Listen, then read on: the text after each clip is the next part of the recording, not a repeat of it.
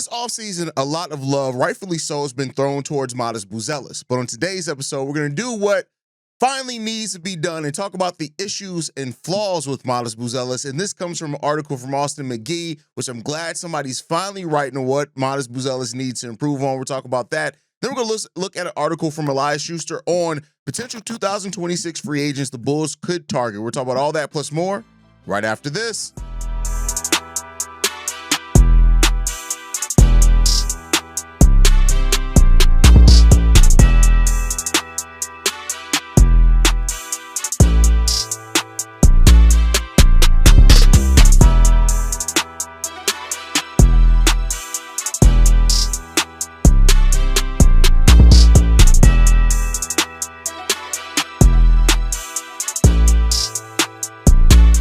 What's going on, Bulls fans? Welcome to another episode of Chicago Bulls Central, your number one spot for everything Chicago Bulls related. I'm the host, Haize, but more importantly, you guys can follow the channel at Bulls Central Pod on every social media platform we happen to be on. With that said, let's go and get into this content for today, y'all. And Modest Buzelis has rightfully so gained a lot of attention this offseason. He is the Bulls right now kind of biggest hope for a player to turn into a star and develop and maybe truly change the direction of this franchise. And while Modest Buzelis' rookie season started off a little rocky with Billy Donovan not playing him in consistent minutes, by the end of the season, everybody kind of understood and saw what the potential was there in Modest and understood even maybe what Billy Donovan was doing with not throwing too much on Modest right away. For what it's worth, Modest Buzelis has always talked positively about how Billy Donovan used him. Of course, he was a little frustrated by the minutes, not at first, but since that time has passed and the season has gone on, Modest has been pretty favorable on how Billy Donovan planned out and used him. And Modest has worked all offseason. We've heard about Modest being at the Advocate Center basically the entirety of the offseason, despite some little traveling with that.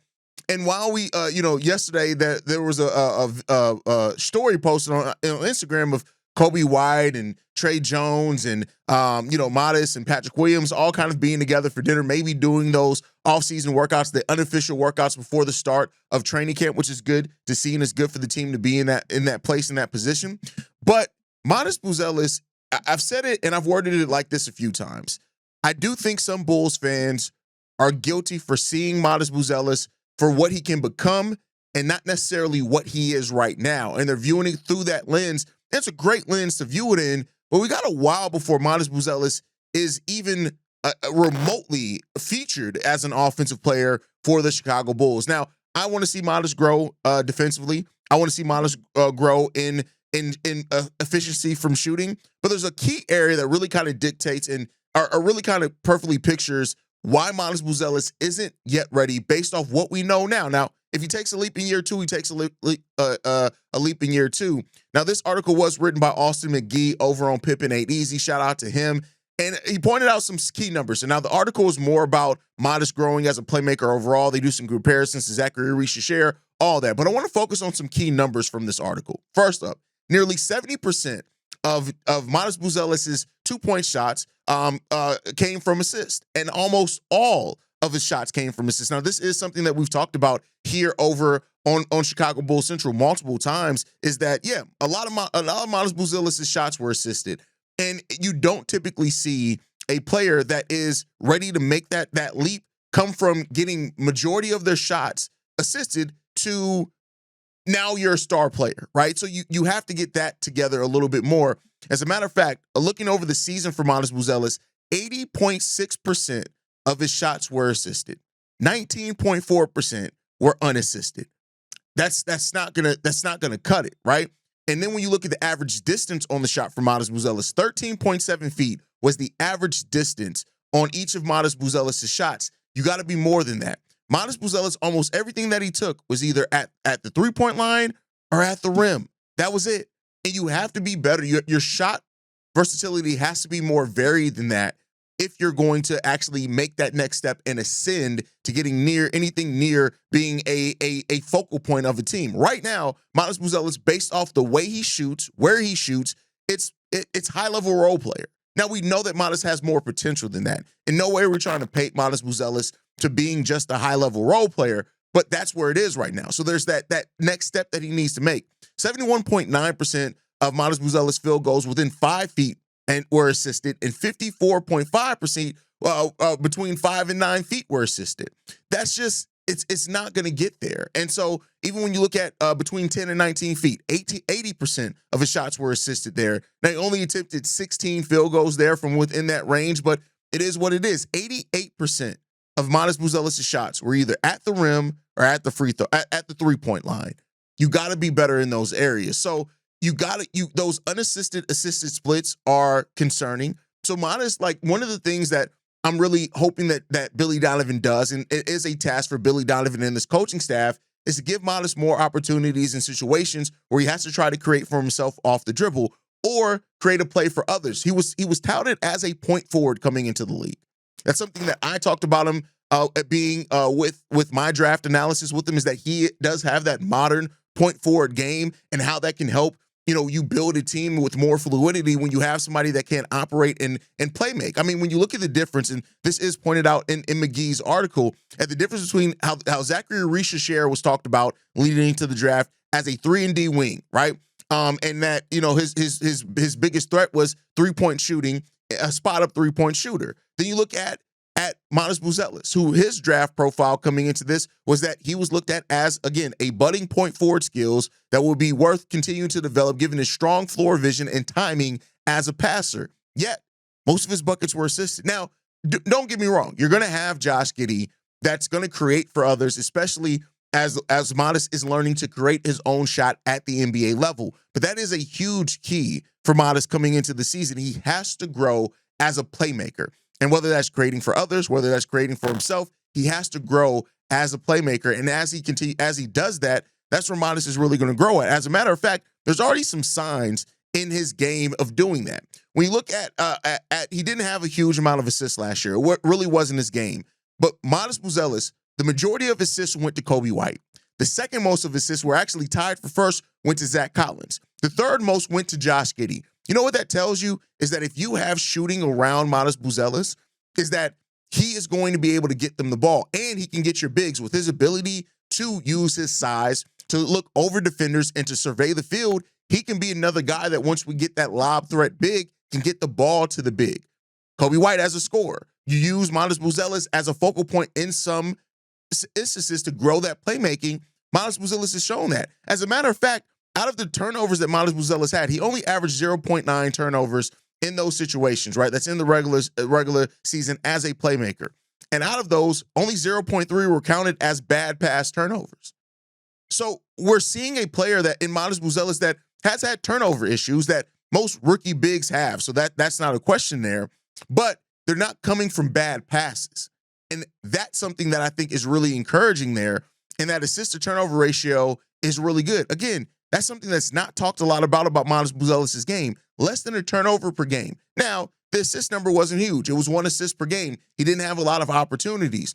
But the bad pass situations in that is the key there. Creating almost 2.5 points off assist as a rookie that most of your buckets were assisted on, we know that playmaking ability is there with Modest Buzelis. He just has to, A, have more of those opportunities, and he has to grow within those opportunities and show that he can do it without turning the ball over. And if he does do that, then we're off to the races for Modest. So shooting, becoming a more efficient shooter, which he did become as the season went on. Having more opportunities to create for yourself and others. These are areas where Modest Buzelis can grow his game the most. And if he does, then we're starting to talk and see up that player that could become a star. This is not to knock Modest Buzelis. The sky is the limit for Modest. But again, we have to talk about things in reality. And I get it. We as Bulls fans, we haven't had this a lot. We haven't had a lot of young players that we look at, and after their rookie year, we're like, damn, this guy could be it, right? He could be it. But we cannot. We have to stop as a fan base talking about it as if he's already there, when in reality, he's still pretty far off. Now, some of that comes down, a big portion of that comes down to opportunity. And that is going to be up to Billy Donovan and this coaching staff to find those opportunities within the flow of the game, whether that is making him the stagger guy, whether that is having him more opportunities with Josh Giddey off the court so that we can use him as a playmaker. Whatever that is, you have to get to that place of being able to do that, because if you do not, it's going to get pretty ugly. And so we'll see what happens in Modest Buzelis' year 2. Again, like I said, extremely excited about Matas Buzelis in year 2 and what he can develop into as a player for this Bulls team over the next few years, it's exciting. And the sky is truly the limit for Matas. And I guess we're going to see if we can get there. With that said, let's move over. Elias Schuster over on Bleacher Nation had a list of potential, he had more of a list of the top free agents going into free agency, and then had if the Bulls should pursue that free agent. I want to actually just focus on the guys that I do think that the Bulls should target in this. Now, I want to start off with because we already did an episode on restricted free agents the Bulls could target, and his list was much the same as my list. Jaden Ivey, Jalen Duren, Benedict Mathurin, Dyson Daniels. Those are the restricted free agents that I'm not saying are going to be easy to get, but I am saying that those are the ones that I'm kind of focused on and watching their development, watching their situation develop over this next season for the respective teams. Jaden Ivey and Jalen Duren, both with the Detroit Pistons that are an ascending team, but we already know that the Pistons are also a team like us that don't necessarily like paying the luxury tax. And so one of those guys, most likely is going to be Jalen Duren, is probably going to stick with that team, and that leaves, depending on what the contract offers are, for one of those guys to end up moving on. Now, I say could be, because it's not necessarily guaranteed. From what I think the last thing that we heard, Jaden Ivey's looking for a deal around $18 million is at least the last projection that I've heard. Now, depending on how this season goes for Jaden Ivey, with his season last year ending on an injury, we should see. Now, Jaden Ivey could only be a target by the Bulls if Kobe White does end up walking in free agency, at least in my opinion. Jaden Ivey, Ben Mathurin, these are guys that I would target if Kobe White does leave in free agency. And the benefit that you have is both these franchises do not like paying the luxury tax. So with the Bulls having the most cap space in the league next year, they can give those guys an offer sheet that could push those teams into the luxury tax, depending on what they do with some other things. The Pacers have a lot of cap space potentially, but it depends on what they do in other places. They still got to replace Miles Turner, so that could get interesting there. Jaden Ivey, we talked about at nauseum, you know. Jalen Duren is a guy that if he goes into restricted free agency and he gets to the point where teams can give him an offer sheet, I'm giving him an offer sheet. If the Pistons match, they match. But I'm giving Jalen Duren an offer sheet and letting the Pistons force it by matching it, is what I do there. He's almost the exact type of big that we need. Defensive, lob threat, rim protecting. The up-tempo offense, he's not necessarily the best as far as in an up-tempo offense, but I do think he can adapt. The Pistons didn't run him in a lot of those situations, so there could be opportunity for growth there. But all those restricted free agents make sense. Dyson Daniels, as well, is another one that the Atlanta Hawks are 99% likely to keep. But with how they're playing this right now and not giving Trae Young a contract extension offer, they want to see how Trae Young plays with Jalen Johnson before they do that. They're having to kill Alexander Walker there. You know, we could see what happens there. Now, he did win Most Improved Player of the Year. Most than likely, he's staying there. But a guy that I look at Dyson Daniels as a guy that could play with Kobe, or if Kobe does walk, you can use him to replace Kobe. He can be your 3 while Modest is still your 4 and Noah Esgay is coming along, and you're trying to figure out that position there. That's an if. But again, another player that I would absolutely be interested in. But what I want to focus more so on is the unrestricted free agents, because that is something that we have not talked a lot about here, is the unrestricted free agents that actually make sense for the Chicago Bulls next season. And one of the first guys that Elias Schuster mentions is Isaiah Hartenstein, who has a player option after the season, saying this: Hartenstein has turned into one of the most trustworthy bigs in the NBA. He pairs a strong and agile defensive skill set with a crafty post presence. The veteran has also been one of the best passers at his position over the last several years. If he turned down his option to pursue more long-term security, the Bulls would be wise to give his camp a call. He could be just the kind of center they need to replace Nikola Vucevic. Now, common thought, and I'm sure people are already getting to typing on the YouTube side, are going to ask themselves, why in the world would the Thunder let Isaiah Hartenstein go, even if he does use his player option to opt out? And that is because of money and the second tax apron. And that is what it comes down to. And I think when you look at this, right, in objectivity, is that there's a reason why the Oklahoma City Thunder just drafted Thomas Sorber. Now, I do think that they are expecting Isaiah Hartenstein to pick up his player option. That gives them 2 years to develop Thomas Sorber to become that replacement for Isaiah Hartenstein. And that's basically what the Oklahoma City Thunder are going to be doing with their roster, with all the draft picks that they have into the future. They're going to be preparing to lose some players. They're going to still be trying to avoid that second tax apron.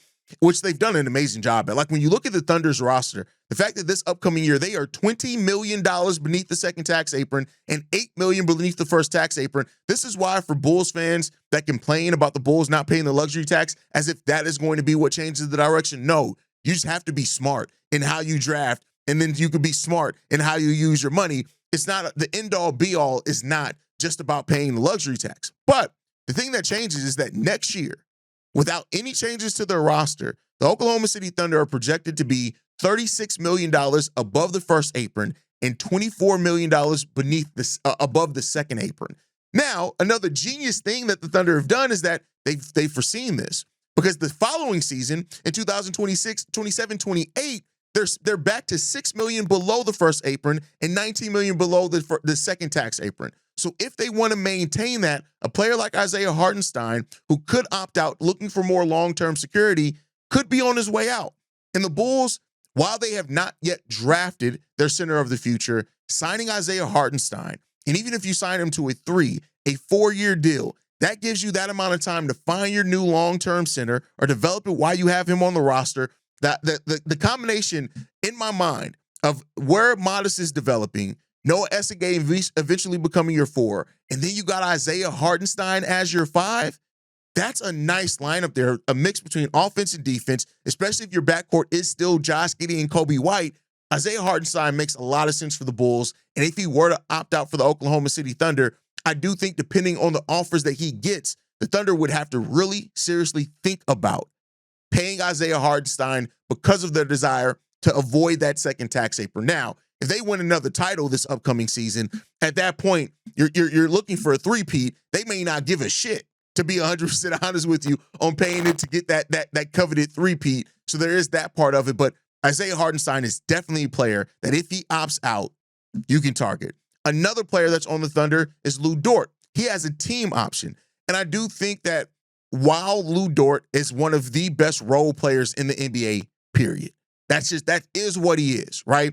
When you look at where he finished as far as defensive player of the year voting, 4th, he can be that every single year. I think that when you have a player, the players in Josh Giddey and Kobe White in your backcourt, you're looking for defense out on the perimeter. Lu Dort brings so much of that.